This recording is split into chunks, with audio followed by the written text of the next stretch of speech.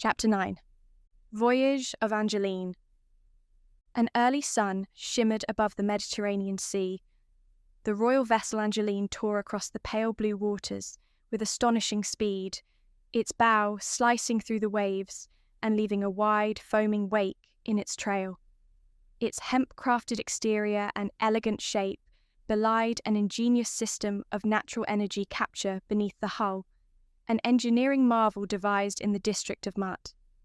Wind and other elemental forces were channeled with such efficiency that Angeline could easily reach 71 knots, making it one of the fastest ships in the world. From the ship's bridge, Inanna surveyed the shimmering horizon. Admiral Gratos, captain of the vessel, stood beside her, and nearby was Palios, her grandmother's longtime advisor.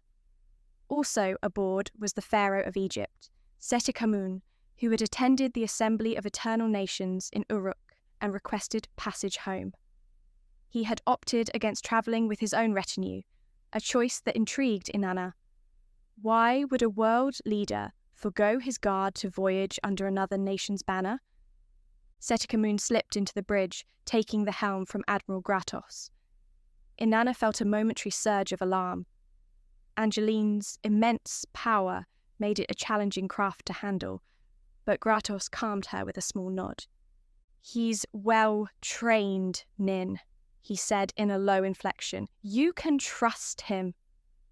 Reluctantly, Inanna watched the Pharaoh steer. She spread a chart on the bridge's navigation table, where Palios and Gratos both settled into chairs. "We're here, yes?" she asked Gratos, tapping a point on the map south of Minionalis. "That's correct, Nin," Gratos confirmed. "We'll sail close along the Minionalis coast for 2 more days, heading west until we reach the peninsula and the port city of Lopar. We're told it's fairly safe. Angeline can remain docked there while you venture into the ice." Inanna traced the route with her fingertip.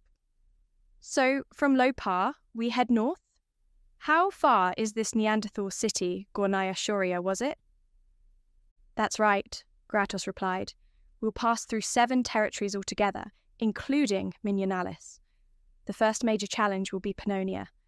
Its plains extend the width of Sumer, vast and fertile, but cooler than we're used to. Crossing those grasslands can take weeks. Beyond them, each new country grows colder, and the locals grow more wary of outsiders." Inanna studied the map's winding borders, then raised a question. "Why enter the ice from that region? Wouldn't it be quicker to trek straight north from Minionalis? Or maybe from India or China? Gornaya Shoria is so far from where we'll dock." Gratos folded his hands. "Because that part of the ice above Minionalis is heavily occupied. If we approach from the south, we'll likely face immediate conflict. And even if we push through, we'd come up against a 500-metre ice wall barring the way. It's safer to slip in quietly from the west, letting ourselves acclimate as each country's climate shifts from temperate toward the deep cold." He offered a faint grin.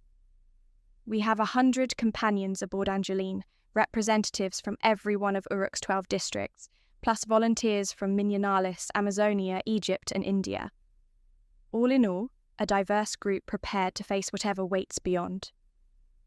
Inanna absorbed his words. A tangle of possibilities unspooled in her mind. From behind, she heard Seti-Khamun's spirited cry.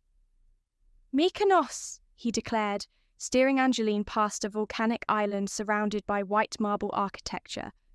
A cascade of vines blanketed the city's buildings, producing fruits and vegetables in such abundance that they spilled into open windows below.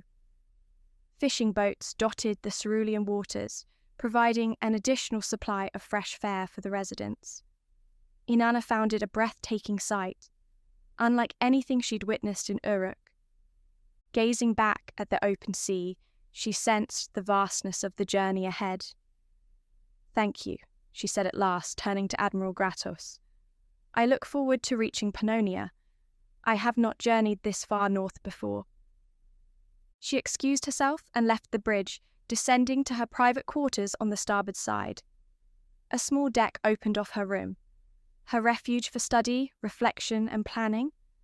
Tomorrow might bring new challenges, but this afternoon she would focus on the task directly before her, reviewing terrain maps, reading whatever texts she could find on the ice, and drafting a strategy to confront her sister, Ereshkigal. A familiar twinge of determination settled in her chest.